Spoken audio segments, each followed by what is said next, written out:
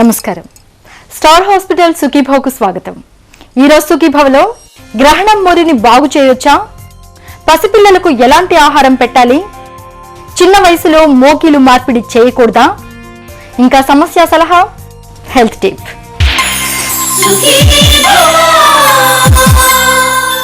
తమకు పుట్టబోయే పిల్లలకు ఎలాంటి అవకరాలు ఉండకూడదని, కుందనపు బొమ్మల్లా ఉండాలని ప్రతి జంట కోరుకుంటుంది.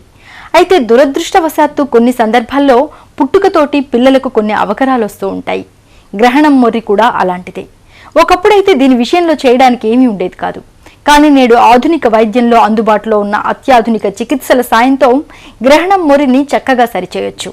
పూర్తి వివరాల్ని ఇప్పుడు చూద్దాం.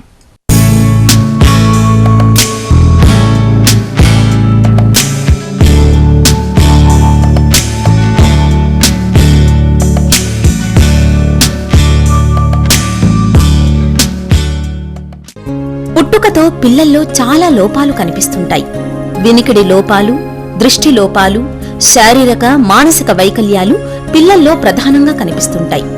శారీరక లోపాల్లో చూస్తే పిల్లల్లో చాలా మందిలో గ్రహణం మొర్రి ఎక్కువగా కనిపిస్తుంటుంది. గ్రహణం మొర్రి వచ్చిన పిల్లల్లో పై పెదవి బాగా చీరుకుపోయి ఉంటుంది. ఆ చీలిక ఒక్కోసారి ముక్కు లోపలికి కూడా ఉండొచ్చు. ఇలాంటప్పుడు ముక్కు కూడా కాస్త వంకరగా ఉంటుంది. కొన్నిసార్లు కేవలం నోట్లో అంగళిలో మాత్రమే చీలిక ఉండొచ్చు. గర్భంతో ఉన్నప్పుడు గ్రహణాల్ని చూడటం వల్ల పిల్లల్లో ఇలా గ్రహణం మొర్రి వస్తుందని అనుకుంటారు మనలో చాలా మంది. నిజానికది ఒట్టి అపోహ మాత్రమే అంటారు డాక్టర్లు. గ్రహణం మొర్రి అంటే ఇది తల్లి గర్భంలో ఉన్నప్పుడే ఎఫెక్ట్ అయ్యే ప్రాబ్లమ్.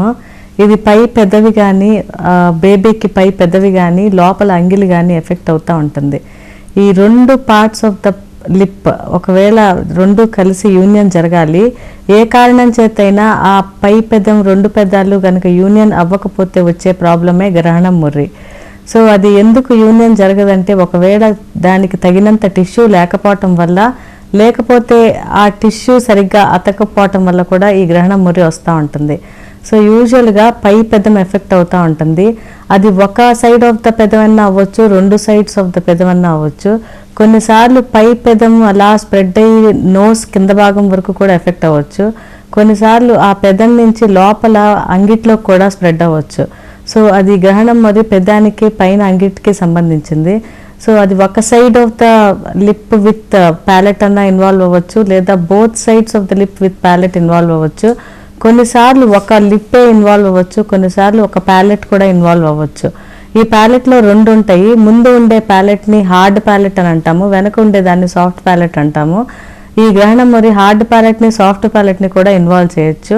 అట్లా రకరకాల గ్రహణం మొర్రిలు ఉంటాయి. ఇది యూజువల్గా హెరిడిటరీ ఉండొచ్చు.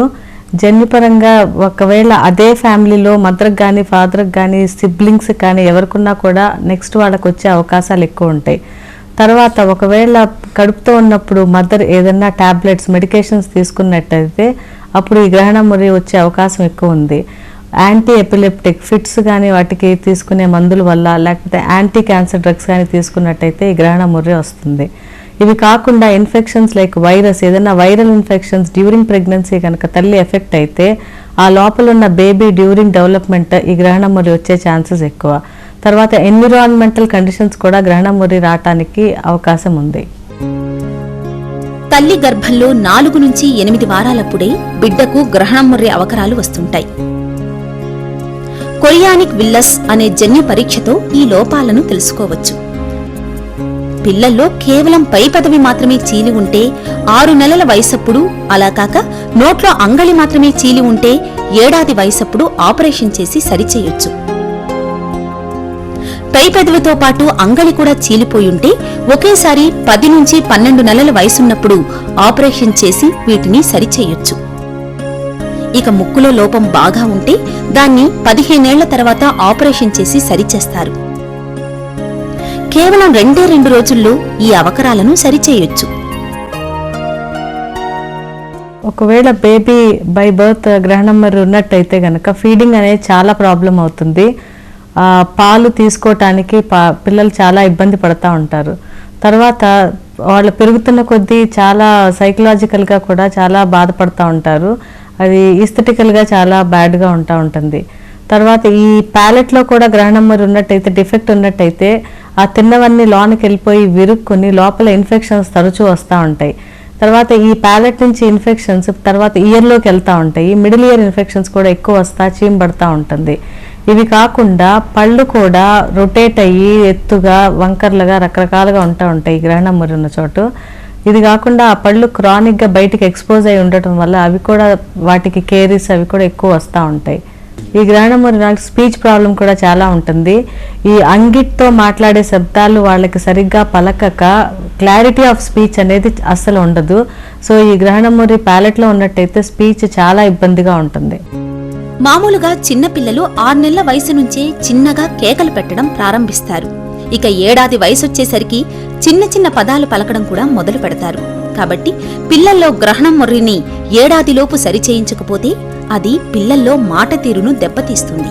అందుకే ఏడాదిలోపు కనుక ఆపరేషన్ చేయించి ఈ అవకరాలను సరిచేయిస్తే అప్పుడు అందరు పిల్లల్లాగే మాటలు పలకడానికి వీలవుతుంది. గ్రహణం మురికి ఒక టీమ్ ఆఫ్ డాక్టర్స్తో ట్రీట్మెంట్ జరగాల్సి ఉంటుంది.